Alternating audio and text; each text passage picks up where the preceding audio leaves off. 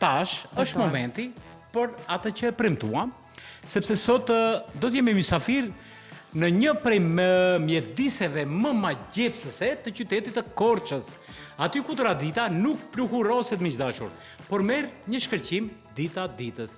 Jemi në etno art, ku hapësira, ku zonja Lirika Pojani, të cilën do e kemi tash pas pak këtu në studio, që do ta quaja mjeshtre e madhe, mbledh fijet e historisë dhe i qëndis mbi kadife, mbi këtë traditën tonë të cilën po mundohet që ta rikëthen akoma në për veshjet tona tradicionale. Unë ta quaja si pasuria kombëtare që asnjë nuk duhet të një aset kombëtar unë do ta quaja. Definitivt. Nga suksesi i saj i madh i ekspozitës Si që moti që e ka titulluar, që na ktheu pas në kohë me një vërtetësi tronditse, sepse kur e shikon atë të dikurshme, dhe sot kemi një tronditje që po e marrin të gjithë, e deri te magjia e gjallë që po mbahen karnevalet e Korçës. Lirika mbetet rojtare e sqimës. Sqima është ajo qëndisja delikate me ato fijet prej floriri, ato veshjet qytetare të bukura me detaje. Më pëlqen ato dallimet e krajinave, fiseve të bukura që janë.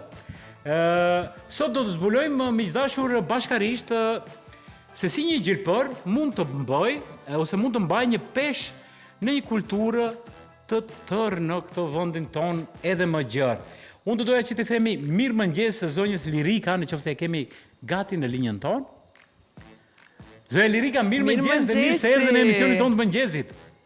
Mirëmëngjesi, jam shumë e lumtur që këtë mëngjes do flas për çdo gjë të bukur që ka thënë tradita e zonës së Korçës dhe jo vetëm, por edhe të përshëndes komshinë, sepse tek e fundit jemi komshi dhe kemi në trashëgimi kemi shumë gjëra të përbashkëta. Sigurisht. Këtë desha ta ndaj me të gjithë ju aty dhe që mos e mbajmë vetëm për Korçën. Dhe i dashur drejtorov shumë luftrove dhe jam e lumtur për gjithë ato fjalë që dëgjova. Faleminderit. Zoja Lirika, më se të merituara janë. Unë do doja të ndalesha fillimisht tek një ambasadë që do ta quaja, që quhet për momentin në qytetin e Korçës Etno Art, i cili nuk është thjesht një dyqan, që mund të bëhen shitblerje, por është një stacion kulture. Më thuaj, si lindi ideja për t'i vënë këtë emër dhe çfarë përfaqëson për ju Etno Art? Shumë interesant. Kjo është një ndjenjë shumë e hershme dhe dua në të gjitha bisedat e mia nuk ngelem pa treguar atë që më ka ftyrë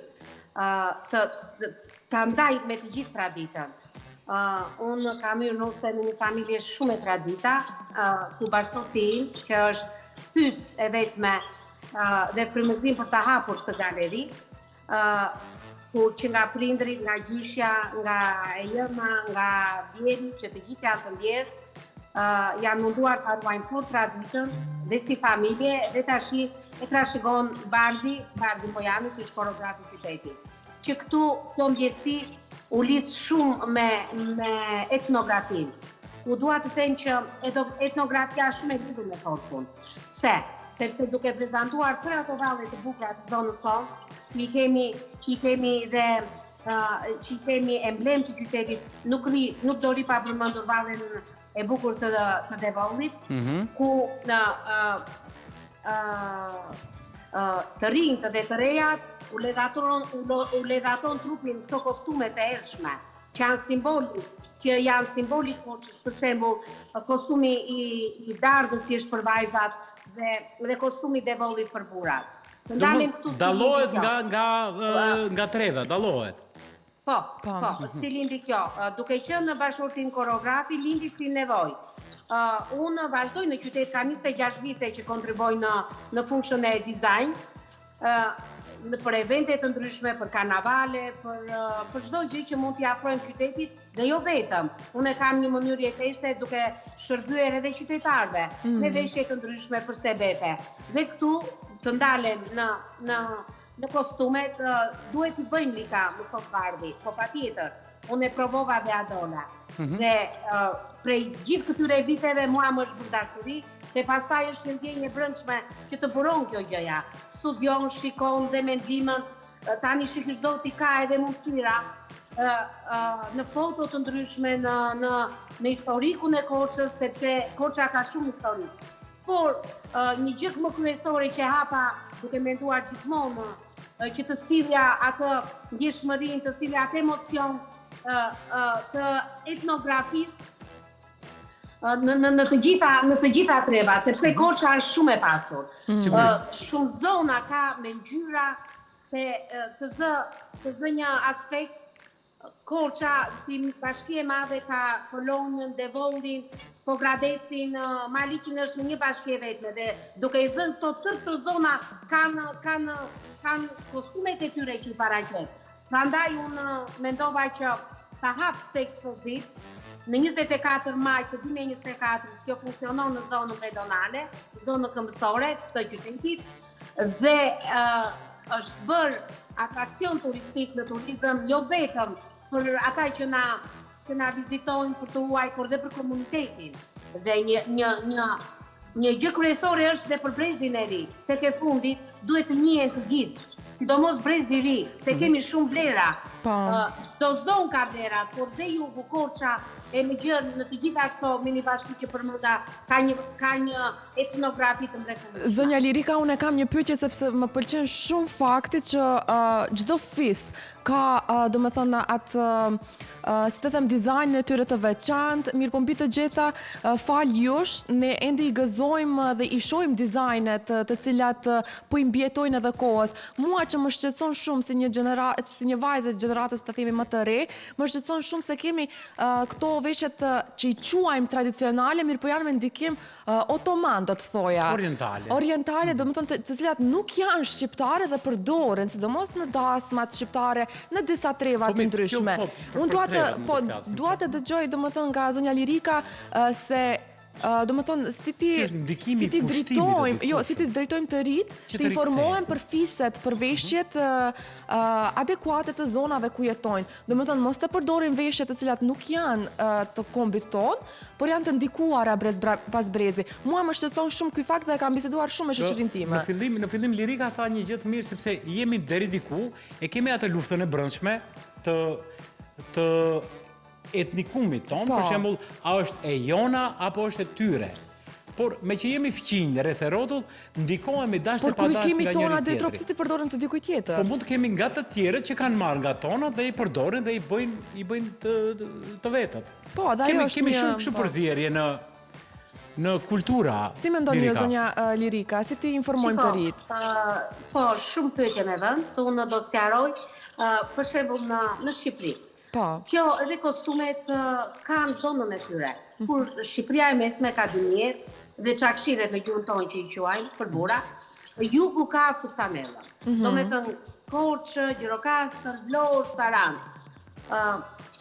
Duke e para njerë që të flasësh në gjuhën e traditës, duhet të jesh shumë korekte.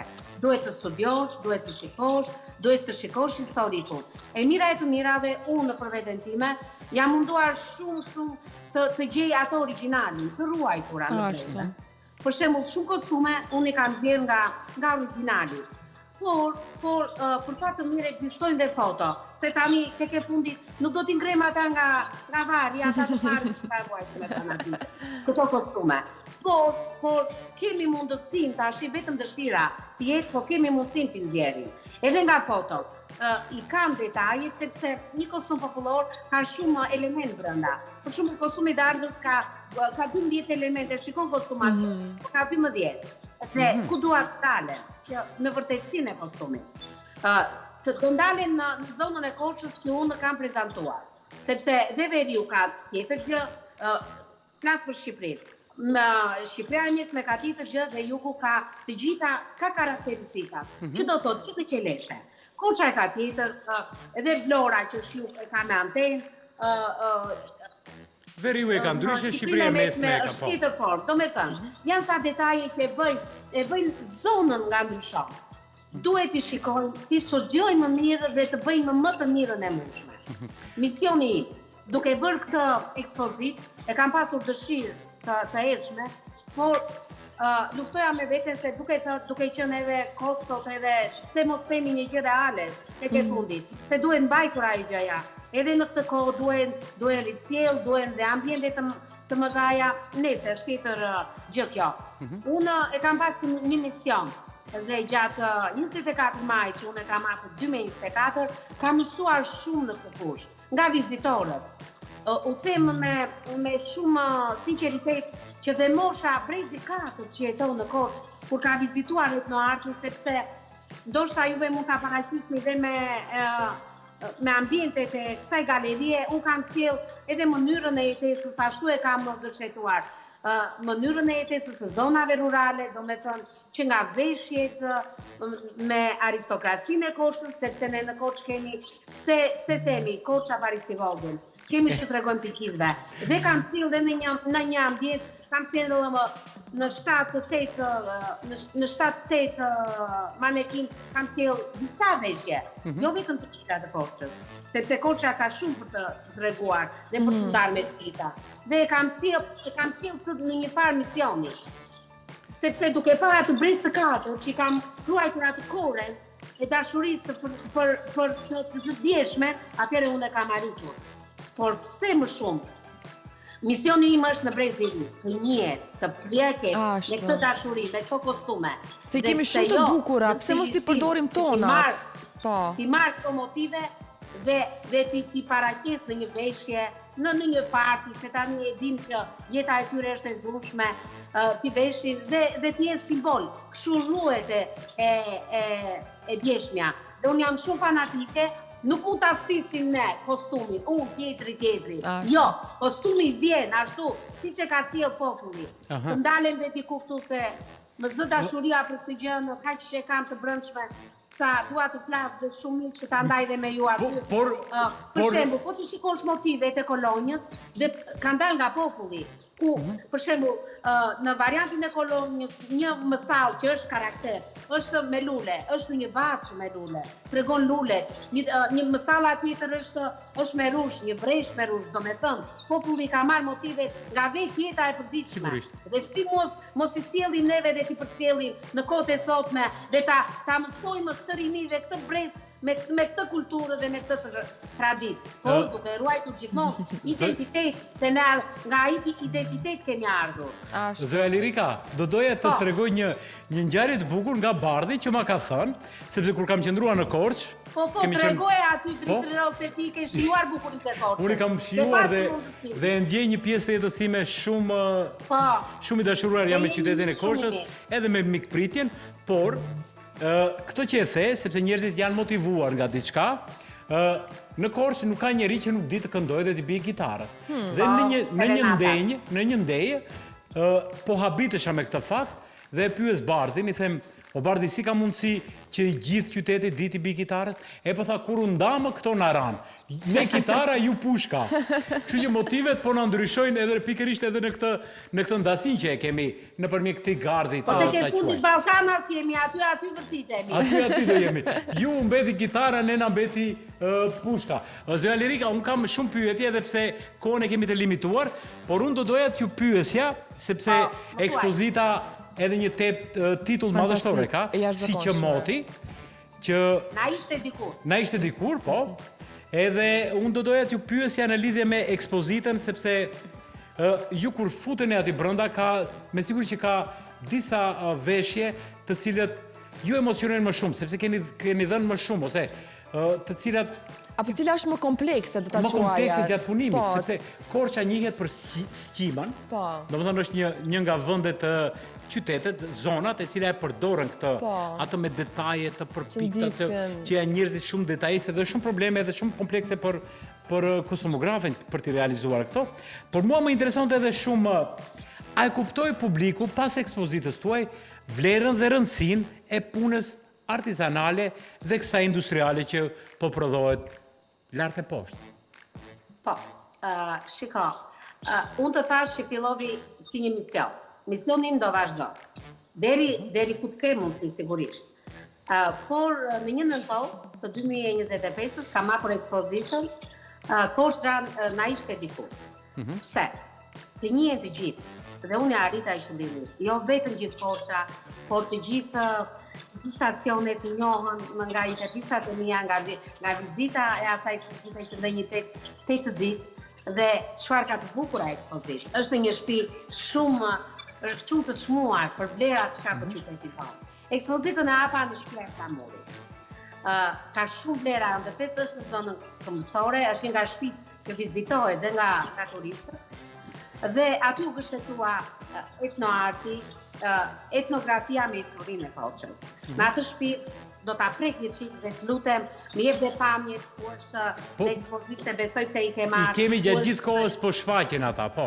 Po, është në atë shtëpi ngritur Flamuri, nga i madhi Temistokli Gërmeni, dhe aty është dhe akti historik, është Flamuri me atë shqipon, ku ka qenë pulla e parë shqipe, dhe ajo shtëpi ka vlera kaq të rëndësishme, jo vetëm për Korçën, por për gjithë Shqipërinë. Është akti i dytë pas ngritjes së Flamurit në Vlorë, që është bërë në Korçë, do me thënë Korça e pavarur.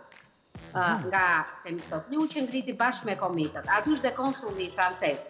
Jo pa qëllim, ashtu është historia, sepse u ngrit në mbrojtje, ai Flamuri u ngrit në mbrojtje të francezëve. Dhe Flamuri, po ta shikosh, ka ngjyrat e Flamurit francez. Dhe unë e kam shqetuar atë me 25 personazhe. Ku këto personazhe i kam thënë në butafori, duke menduar si ta sjell, si ta bëj, kaq të bukur, të atyre njerëzve, të asaj pune reale, ku në thelb të asaj ekspozite është Korça diku, ku me atë pazar që ne kemi vlerë të shtuar të qytetit, që të gjithë maniten me pazarin tonë të vjetër, përveç fitarës dhe serenatave, maniten me bukurinë e tyre të sjell jetën e dikushme në atë pazar,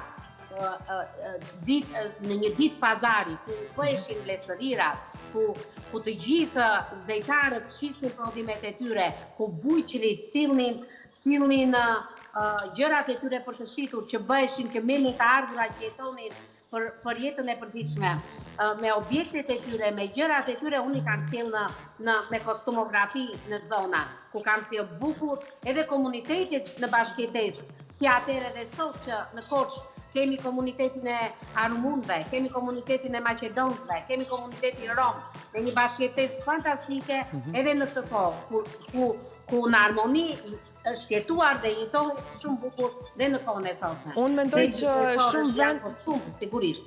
Por çfarë dua të them? E kam vizituar dhe shkollat, unë e kam arritur qëllimin dhe do vazhdoj. Dhe të rinjtë me shkolla dhe turist, edhe gjithë Korça, Brezi Tret. Siç e thash, jam shumë e përmbushur, jam shumë me emocione që njerëzit e kanë pritur këtë ekspozit në mënyrën më të mirë të mundshme. Do me thënë njerëzve u ka munguar shumë kultura, kostumet dhe çdo gjë që afron ai ekspozit. Të rroni ju dhe ta mbani këtë energji dhe ta trashëgojnë të gjithë së bashku, duke vënë një gur në këtë murin e madh të trashëgimisë. Neve ky është qëllimi dhe pse themi tradit, brez pas brezit, siç mi kanë ruajtur mua prindrit, mënyrën e dorës, prindrit e bashortit, gjërat e shtëpisë që unë i reklamoj dhe njerëzit i shikojnë se si jetonin dhe në zonat rurale dhe në vitet e qytetarisë të Korçës, ky është misioni tim, ta ndaj me të gjithë, sidomos që ndalova me brezin e ri. Por do të ndalem dhe këtu. Kam ardhur edhe në Pitola vit, në Verë, kemi bërë një ekspozit shumë të bukur, me kostumet e mia, ku jam përmallur dhe jam përlotur, që njerëzit e shikonin me dashuri këto kostume unë në qendër që aty besoj në muzeu, se nuk ndoshta gaboj vendi, por të tërë njerëzit kishin interes dhe i shikonin në foto vajtën me atë ekspozit, po kishin interes. Por, edhe në Verë këtu në dyqan, me që se kam në pedonale, unë kam bërë furosi edhe nga Pitola, Kalita, që në Pitoni Korçën kanë besuar kostumet e mia duke më treguar foton dhe unë u kam paraqitur dhe i kam bërë atë që kanë kërkuar. Jam shumë e lumtur edhe për besimin që më krijojnë, edhe kalimtarët dhe vizitorët që vinë në kohë. Lirika, më dëgjoj tash, një këshill, sepse e kam patur këtë luftën edhe me Bardhin, jo Bitola po manastiri. Edhe duhet ta harroj sepse e kemi kështu. Jo s'ka gjë. Sepse e kemi manastirin, e kemi qytetin tonë të cilin po. Unë do doja që t'ju pyesja me që jemi 4 minutat e fundit. Do doja t'ju thoja, sepse për momente po shikojmë edhe pamje të karnevalit, të cilët i gjithë karnevali pa tjetër që kalon edhe nëpërmjet të duarve tuaja, ka kërkesa të shumta, të çuditshme, por ju jeni ajo që i realizoni ata. Por unë do doja që, me që jemi edhe nga fundi kështu, do doja t'ju pyesja, në qoftë se veshjet tuaja popullore do t'ishin një libër, cili do t'ishte kapitulli që ju keni shkruar me më shumë dashuri. Si do e veçoje këta? Pa i ndara, vetëm me njëra që ju flenë më shumë në zemër. Karnavalja është hape qelet sezoni turistik i Korçës dhe tu e vizitojnë nga gjithë Shqipëria dhe jo vetëm, edhe ka dhe grupe që vinë ndërkombëtare. Por karnavali është dhe ajo është një dëshirë, por folku është i parekzistueshëm. Është një ndjesi e brendshme që unë nuk di dhe nuk di ta ndaj, nuk di ta them. Dhe të them të drejtën, më duket vetja ndonjëherë sikur bla bla bla vetëm flas për folkun, sepse duhet ta ndaj me të gjithë, duhet ta mësojnë këtë gjë dhe të ngulitet në mendje që ne kemi shumë të bukur traditën. Por dhe karnavali ka bukuritë e tyre, jam paraqitur me shumë dashuri me personazhe, samba, edhe me kostum popullor, me fustanellën, dhe këtë pjesën lartë me fytyrë në butaforit, po asgjë nuk ta mush shpirtin se sa kostumet, etnografia. Tek karnevalet mund të ketë një imagjinat e pafund. E pafund. Ndërsa tek tradicionalja duhet të jemi shumë të saktë. Në bazë të fabulave. Do me të një kuptuar dhe të bësh personazhi që i përshtatet fabulës. Kurse realizimi i kostumeve dhe ekspozitave të ndryshme nuk s'ka krahasuar. Nuk ka tolerancë aty, zero tolerancë. O bëhet siç duhet o hiq. Shumë mirë. Zoja Lirika, me që jemi 2 minutat e fundit. Mua më interesojnë shumë gjëra në një fakt, mesazh do doja që të jep për gjeneratat e reja. Kam shumë dëshirë do vi aty në studio dhe do flasim shumë gjatë. Po të vini dhe të ma sjellni mua një kostum dhe do ta vesh, do ta mbaj gjatë emisionit me kënaqësi. Do të ishte kënaqësi. Ne trojmë mos e veshim me kostumin e devollit, ne? Po pse jo? Me fustanellkë. Pse jo? Tani, me që se jemi në fund do them 2 gjëra. Më thuaj. Dyqani të zhvendos në pazar. Pikërisht këtë? Sepse aty i ka vlerat kjo. Dhe në inaugurimin e dyqanit tim të etnoartit në pazar, do të bëj një festë që të vini në inaugurimin e dyqanit. Me kënaqësi, po, me kënaqësi. Zonja Lirka, unë të falenderoj shumë për zemërsisht për kohën që e ndarë, për gjithë këtë misionin tuaj që e keni, sepse unë do thoja jeni mohikania e fundit në treva tona, e cila merret mundohet që të kaluaret ta kthejnë do ta injektojmë me shumë duri në aktualitet. Edhe duke marrë të rinj, duke folur dhe duke punuar për traditën. Unë ju dëshiroj një jetë të gjatë me shëndet dhe të takojmë sa më shpejt dhe të flasim për gjërat e bukura që i kemi trashëgim nga kombë jonë dhe mos t'i harrojmë asnjëherë dhe mos të ndikojmë nga kultura tjera sepse i kemi shumë të bukura. E kam biseduar me shoqëri. Faleminderit shumë. Ju uroj ditë të mbar. Punë të mbar edhe uroj që do të shihemi në hapjen e ekspozitës në vendin e duhur, në pazarin e ri të Korçës. Miq të dashur, faleminderit shumë Zoja Lirika. U kënaqa shumë. Është një zonjë shumë fisnike, shumë bujare, shumë pozitive, por që ka një dorë të magjishme. Ambasadore e shkëlqyer e kombit, e gjithë kombit. Besoj dhe shpresoj që së shpejti do ta merr edhe titullin e madh nga presidenti, nga duke i fundahet mjeshtreja e madhe e punës, sepse mund ta quajmë si një ndër mohikanet e fundit të këtij lloj profili. Sa bukur që kemi ende me atë të vjetrën. Do shkojmë në Korçë. Unë të falenderoj shumë për ditën e sotme, për gjithë diskutimin. Nuk e di çka pata, mirë po, ishte energjia ishte shumë mirë. Mirë po, shikuesit kanë qenë fantastik, mesazhet kanë qenë fantastik. Faleminderit shumë që ndani kohë me ne, me të vërtetë e vlerësojmë shumë. Le të jenë mendimet e ndryshme, mos të ndikohemi, secili njeri ka të drejtën ta ketë mendimin e tij të ndryshëm ka le të rarta ketë quhet. respekt, le të ketë mirësi. Debatet të jenë të qeta, bisedoni me një kafe pas iftarit pa nervoza. Shumë mirë. Faleminderit shumë Albona, Faleminderit. faleminderit miq dashur. Shihemi nesër të njëjtën kohë, të njëjtën vend. Deri atëherë. Miru pafshim. Miru pafshim, mirë mbetësi të gjithë.